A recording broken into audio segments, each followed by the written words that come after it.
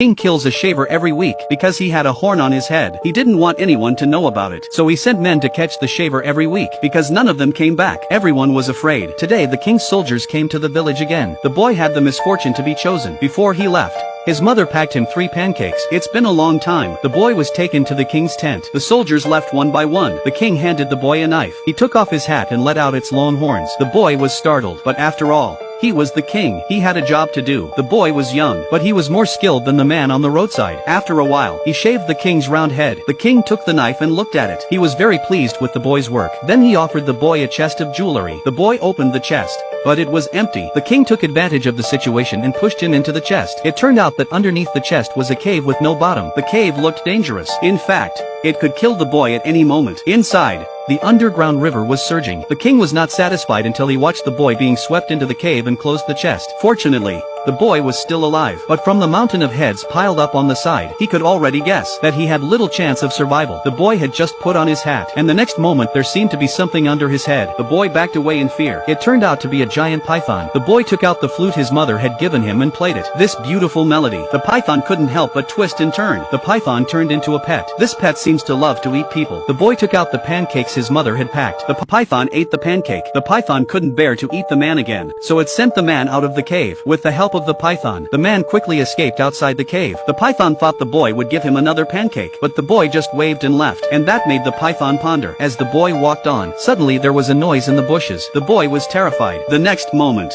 a wolf popped out of the bushes. The boy climbed up a tree. The old wolf was barking under the tree. The boy took out his flute and played it. The wolf turns into a husky. He was so happy that he crashed into the old tree. The tree shook and the boy fell onto the wolf. At that moment, the wolf's stomach growled with hunger. The boy hurriedly took out a piece of pancake. Otherwise, he might be the one to be eaten. The wolf thanked the man for the pancake. He even gave him a ride. Late at night, he saw a house on the lake. The boy got off the wolf and went to stay there. What he didn't know was that it was inhabited by an old man-eating witch. When the boy arrived, the old hag had disguised herself as a beautiful woman. He didn't realize he'd be offered a meal. The boy sat down. The beauty slapped her hands together, and the furniture tied the boy up. Because the beauty had prepared a pot of boiling water for him, the boy wanted to play his flute before he died. The beauty, who had always been kind to people, naturally agreed. But as soon as the boy's flute sounded, his body twisted uncontrollably. The rest of the furniture followed suit, but the beautiful girl got carried away. She took off her coat, and in an instant, she became an old hag. The boy was horrified. The old hag threw off her coat, and the old dead tree was full of life and fruit.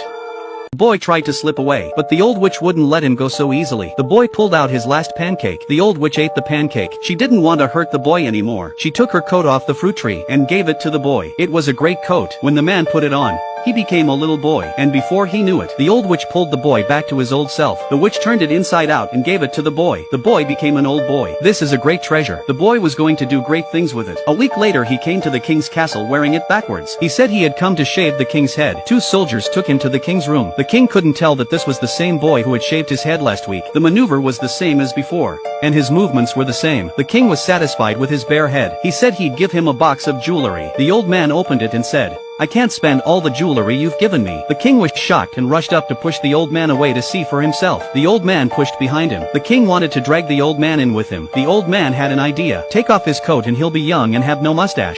Sure enough, the king missed his chance. He fell into a cave of his own design, cursing and swearing. Soldiers rushed in at the sound of his voice, but the house was empty. When the soldiers came to check, the boy slipped away. The boy becomes a little boy and walks out of the castle. The soldiers at the gate were completely unaware of it. Only after he had gone did the boy change back to his original form. From then on, the shavers no longer had to live in fear of their lives.